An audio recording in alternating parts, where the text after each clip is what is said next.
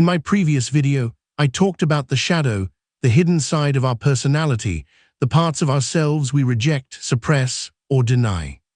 But understanding the shadow is only the beginning. The real transformation starts when you begin to integrate it. Because awareness without integration is like turning on the light but refusing to open your eyes. It can be very draining and, needless to say, dangerous for the mind. What integration really means. Carl Jung said that one does not become enlightened by imagining figures of light, but by making the darkness conscious. Integration means exactly that, making the darkness conscious. It's not about destroying your shadow or fixing yourself. The shadow shouldn't be destroyed, it should become your other half. It's about embracing what you've pushed away, not to glorify it, but to understand it, to make peace with it. When we integrate our shadow, we no longer see ourselves as split between good and bad. We begin to realize, I am both. I am the light and I am the dark. This is true for every human, but only a few dares to accept it. How integration happens. It begins with awareness, but it deepens through acceptance. Awareness says, I see this part of me. Acceptance says, I'm willing to hold space for it. You can't integrate what you still condemn. So the work starts with noticing your reactions, your jealousy, your irritation, your fears, and instead of pushing them away, you invite them closer. You ask, what are you trying to tell me? You may be surprised by what you find. You might find aspects of yourself you had convinced yourself you didn't have, that you had lied to yourself all along. Let me share something from my life. A friend of mine always had very clear boundaries. She immediately said no if it didn't suit her or she didn't want to do something. I was always so annoyed and upset inside of me when she did it. Why? Why can she say no when it's clear one always has to say yes when someone asks for something? I got so frustrated. She even told me she could sense my anger and asked me, why are you so upset by this? I was unable to explain why, it just triggered me so badly. And instead of reflecting about why I acted the way I did, I shifted the blame on her. Convinced myself she was egoistic and didn't understand what being loyal was. After going through the process of understanding and integrating my shadow, I realized that I was the one in the wrong, but I was too scared to look within. It scared me too much, because it's life-changing to change the way you see the world and your relationships, especially how you view yourself, when you understand that, like everyone else, you are not perfect. In this example, I had an unconscious belief that one always had to say yes, be nice, be friendly, be loyal, regardless if it meant crossing your own boundaries. I was taught this as a child, so when I reflect about it, it's no wonder I had the belief. But now that I have dared to challenge it and see the actual truth, I can integrate my shadow. Shadow integration in everyday life. Integration doesn't only happen during meditation or journaling. It happens in the middle of life, in your relationships, your work, your family. When someone triggers you, that's not a punishment. It's an opportunity. The world mirrors back the parts of you that are asking for integration. Maybe someone's confidence irritates you because deep down you've buried your own confidence. Maybe someone's freedom bothers you because you've been living in self-imposed restraint. Maybe someone's joy feels fake to you because you've forgotten how to feel joy yourself. Every reaction is a reflection.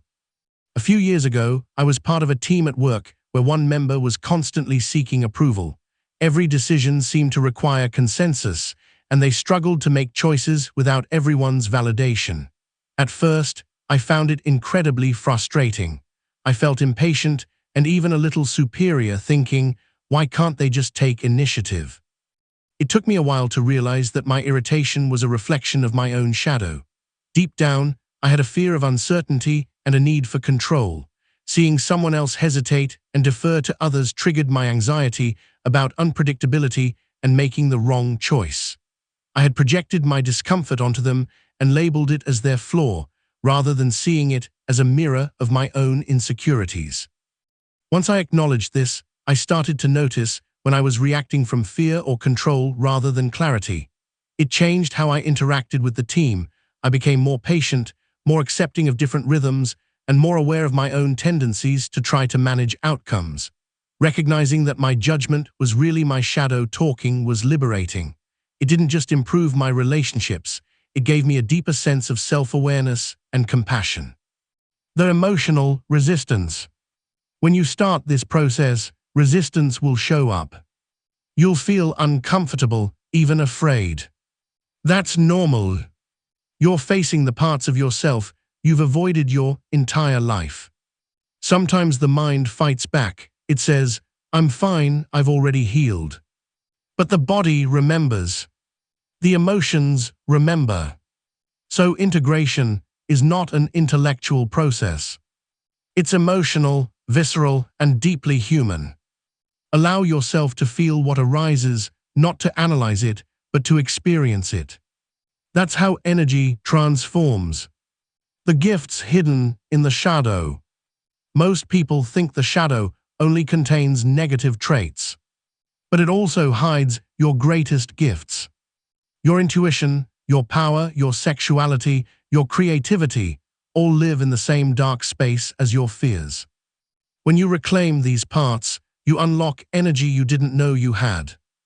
A few years ago, I realized I had a tendency to feel intense jealousy whenever a friend or colleague succeeded. At first, I hated that part of myself. I thought it made me selfish or petty. Every time it arose, I pushed it down and tried to convince myself I was better than that. But the more I suppressed it, the more it controlled me from the shadows. One day I decided to face it instead.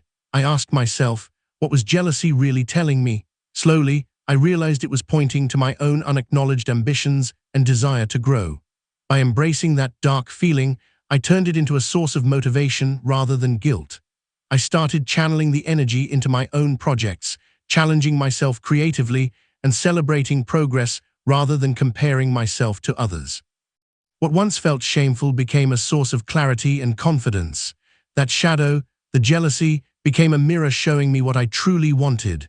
By reclaiming it, I didn't just feel more authentic, I felt more powerful. Practical steps for shadow integration. Here are a few simple but powerful practices. Journaling prompts. What traits in others trigger me the most and why? What emotions do I often suppress? Do I recognize my own emotions? When do I feel most fake or disconnected from myself? Body awareness. Notice where tension appears when strong emotions arise. The body never lies, it shows you where the shadow lives. Creative expression. Paint, write, move, or speak. Let the repressed energy find form. Inner dialogue. Sit quietly and ask the part of you that feels dark or unwanted. What do you need from me? Then listen without judgment, without trying to fix it. When integration begins to happen, you'll notice small shifts. Situations that used to trigger you lose their power. You'll feel less reactive, more grounded, more authentic. And people will feel it too, because integrated energy radiates calm confidence. It's not the loudest in the room. It's the most present. Becoming whole. Carl Jung called this process individuation, becoming who you truly are. Not who the world told you to be. Not who your parents expected you to be. But the complete, balanced, authentic version of you. You'll realize that your shadow was never the enemy. It was your guide all along. The part of you that led you back home. Closing reflection. So before you close this video, take a deep breath.